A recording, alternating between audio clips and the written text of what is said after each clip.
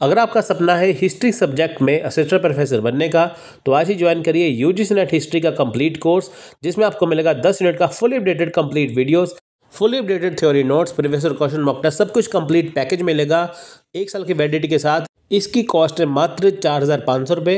Paper one के साथ इसकी कॉस्ट है मात्र 5,500 रुपये। तो जल्दी से इस नंबर के ऊपर कॉन्टैक्ट और व्हाट्सअप करिए, आपको पूरी जानकारी मिल जाएगी। So hello friends, welcome to the study Bharat. Study Bharat में आपका हार्दिक स्वागत है।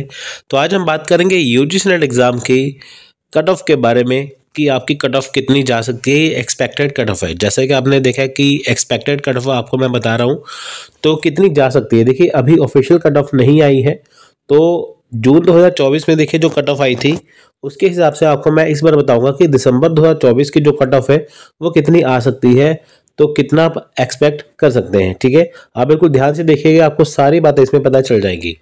तो देखिए आपको मैं यहाँ पे एक गुड न्यूज़ देना चाहता हूँ। गुड न्यूज़ ये है कि देखिए हमेशा जो कट ऑफ होती है वो 2 पार्ट में आती है। एक आती है परसेंटेज में, एक आती है परसेंटाइल में।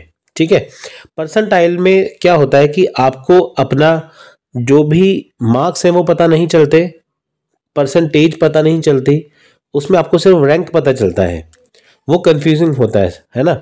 परसेंटेज में देखिए आपको आपके मार्क्स भी पता चल जाते हैं, आपको अपना रैंक वगैरह सब कुछ आपको उसमें पता चल जाता है कि आपका इतना मार्क्स बने तो आपका इतने परसेंटेज बना, है ना।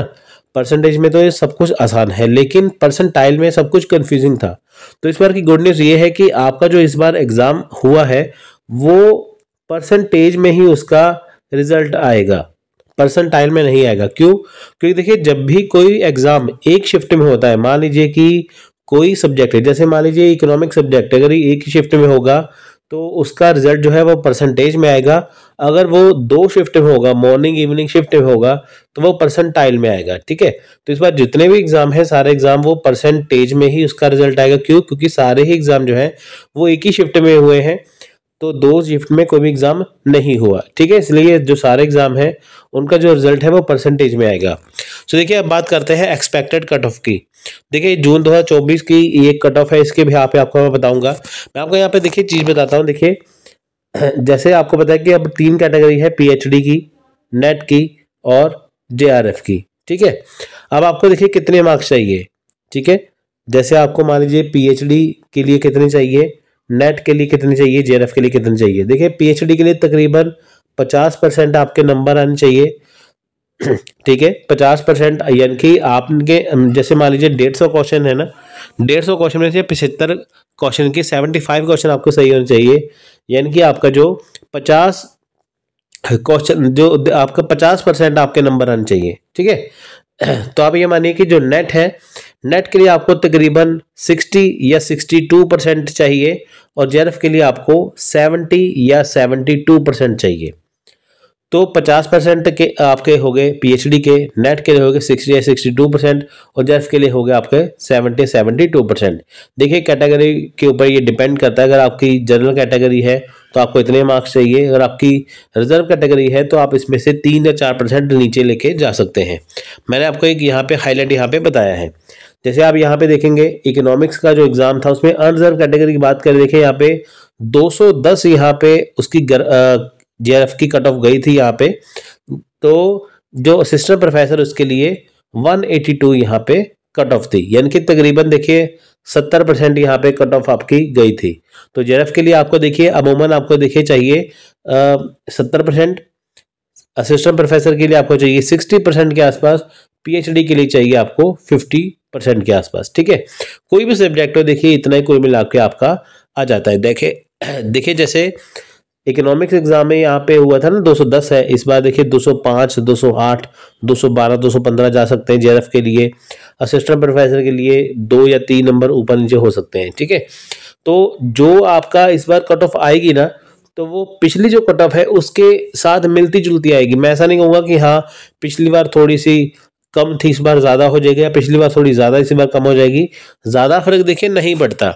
ठीक है, आप यहाँ पे देख सकते हैं इकोनॉमिक्स में अनरिजर्व में 210 के ऊपर जेआरएफ आया था, असिस्टेंट प्रोफेसर 182 के ऊपर आया था। इस बार हो सकता है कट ऑफ थोड़ी सी आगे चली जाए, है ना। ओबीसी के लिए देखिए यहाँ पे 198 के ऊपर कट ऑफ गई थी। SC/ST के लिए आप देख सकते हैं यहाँ पे कट ऑफ कितनी नीचे चली गई थी।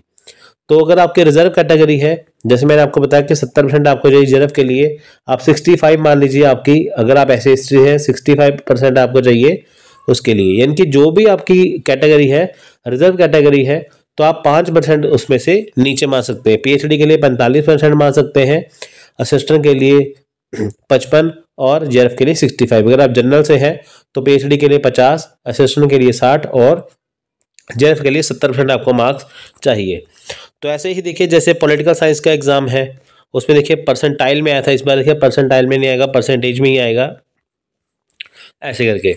तो जितने भी आपका जो देखिए सब्जेक्ट है, आप यहाँ पे सोशोलॉजी देख सकते हैं, देखिए 204 में है, ठीक है 204 में यहाँ पे रिजर्व कैटेगरी में है ना। असिस्टेंट प्रोफेसर 180 में, यानी कि देखिए दो इकोनॉमिक्स में 210, यहाँ पे 204, तकरीबन आपको 70% के आसपास नंबर आपको चाहिए ही चाहिए। कुछ सब्जेक्ट है जिसमें आपको कम चाहिए लेकिन तकरीबन सब में आपको इतने ही चाहिए, ठीक है। आप यहाँ पे देखिए पूरी कैटेगरी चेक कर सकते हैं, आपको देखिए कहीं जाने की जरूरत नहीं है। जो भी आपकी कैटेगरी है, जैसे अनरिजर्व कैटेगरी ये है, ओबीसी है, ईडब्ल्यूएस, एससी, एसटी, पीडब्ल्यूडी, जो भी कैटेगरी है, तो आप पिछले साल की जो कट ऑफ है उसको देखिए, जितने उसमें मार्क्स आए हैं उसमें ही तकरीबन उतने ही आपको नंबर चाहिए। अगर आपको लगता है कि हाँ आपके उतने मार्क्स बनते हैं या बन रहे हैं, फिर आपका जो एग्ज़ाम इसमें हो सकता है। बाकी देखिए जल्द ही आपकी यहाँ पे आपका जहाँ पे देखिए आंसर की भी आएगी, है ना, रिस्पॉन्स शीट भी आएगी, उसमें जब आप मैच करेंगे ना उसको फिर आपको इस कैटेगरी के साथ, इस कट ऑफ के साथ आपको मैच करना है, ठीक है। यानी कि देखिए जब आपके आंसर की आएगी ना, कट ऑफ तो बाद में आएगी, आंसर की आने के बाद फिर आप चेक कर सकते हैं, तो आपको आपके मार्क्स पता चल जाएंगे। तो ये थी आज की जो एक्सपेक्टेड कट ऑफ जो आपको मैंने बताई है। पहले आपकी आंसर की आएगी, रिस्पॉन्स शीट आएगी, फिर उसके बाद आपकी कट ऑफ भी जल्द ही आ जाएगी। लेकिन वो कब आएगी आपकी, वो अगले महीने आएगी, क्योंकि देखिए एग्ज़ाम जो लास्ट था वो 16 तारीख को था, लेकिन देखिए 27 तारीख को अभी एग्ज़ाम लास्ट है, क्योंकि 15 जनवरी वाला जो एग्ज़ाम था वो पोस्टपोन हो गया। इसलिए 27 के बाद देखिए जो है आपका रिजल्ट आएगा। तो ऐसा नहीं कि 27 को आपका एग्ज़ाम ख़त्म हुआ तो आपका रिजल्ट आपका 1-2 दिन बाद आ जाएगा। आपका जो रिजल्ट है वो फरवरी के मिड तक आएगा, 14-15 फरवरी तक आपका रिजल्ट आएगा, ठीक है। 5 तारीख के बाद यानी कि 5 फरवरी और 10 फरवरी के बीच में आपकी आंसर की आ जाएगी, है ना। रिजल्ट आपका 14-15 तक आ जाएगा, इकट्ठी ही कट ऑफ आएगी सबकी, इकट्ठा ही सबका रिजल्ट आएगा। सो ये थी आज की वीडियो। सो टेक केयर, जय हिंद, जय भारत।